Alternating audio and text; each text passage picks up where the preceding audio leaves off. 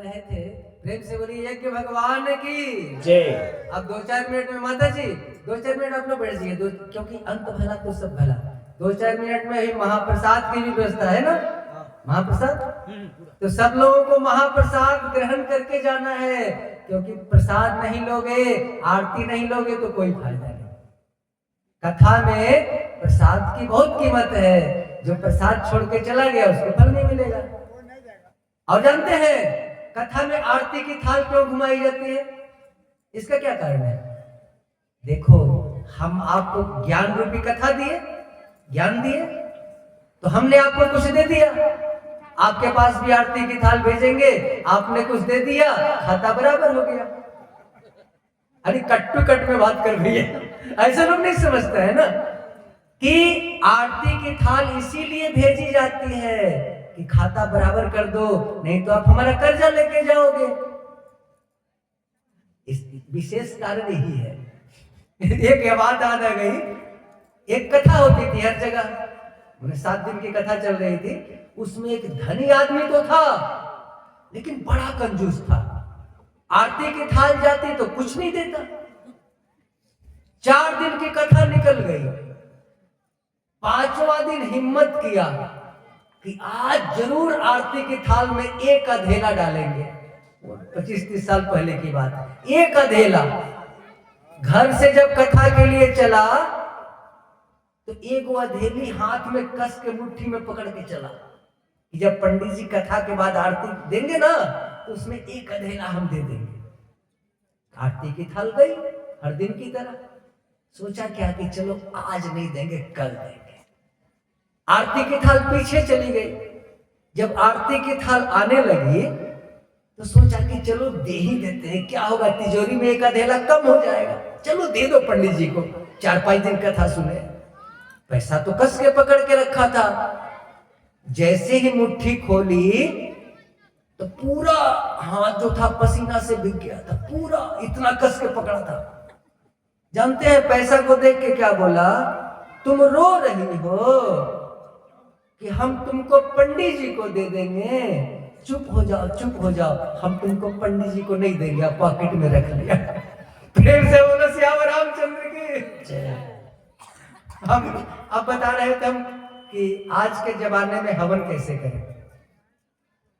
तो जिसके पास गोईठा का प्रबंध नहीं है, माता जी लोग याद रखना, मेरी बात को मानोगे तो बहुत फायदा होगा। यदि आपके पास गोईठा नहीं है, एक पीतल की कटोरी खरीद लेना मार्केट से, वो जो नजदीक का मार्केट हो, पीतल की कटोरी एकदम याद रखना। पीतल की कटोरी पतली वाली खरीद लो, उसको गैस चूल्हा पोंछ के, नहा धो के गैस चूल्हा पोंछ के उस कटोरी को रख दो, और गैस चूल्हा जला दो, कटोरी गर्म हो जाएगी। और उसी में क्या करना, 5 बार स्वाहा स्वाहा कर देना। यदि गायत्री मंत्र याद कर लिया तो सर्वोत्तम महामंत्र है ऋग्वेद के अनुसार। यदि गायत्री मंत्र याद नहीं हो सका तो भूर्भुवः स्वः, इतना भी याद हो गया तो ठीक है।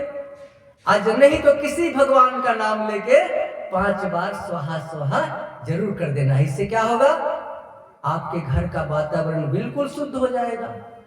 अब वातावरण शुद्ध हो गया, स्नान करके भोजन खिलाओगी तो आपके घर संस्कार आ जाएगा, आपका आंगन स्वर्ग बन जाएगा, याद रखना।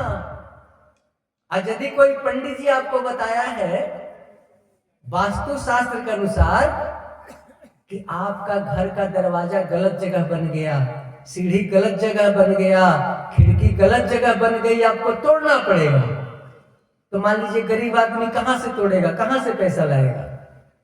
यदि उस वास्तु शास्त्र को ठीक करना चाहते हो तो उसका भी तरीका बता देते हैं, फोकट का ठीक हो जाएगा। जब पैसा होगा तो खिड़की दरवाजा तोड़ लेना। 4-5 गो तुलसी का पौधा गमला में लगा के छत के चारों तरफ रख दो, वो आपका घर वृंदावन हो गया, वास्तु शास्त्र का दोष खत्म, और उसी दिन से घर के अंदर रौनकता आ जाएगी। प्रेम से बोलो तुलसी मैया की।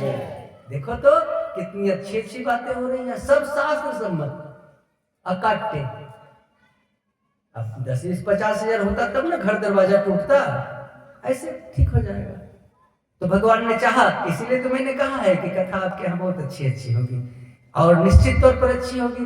दूसरी बात देखो, कि हम लोग अपने विचार को बदलें। जैसे मान लो उदाहरण के तौर पर कि आपको जाना है कलकत्ता,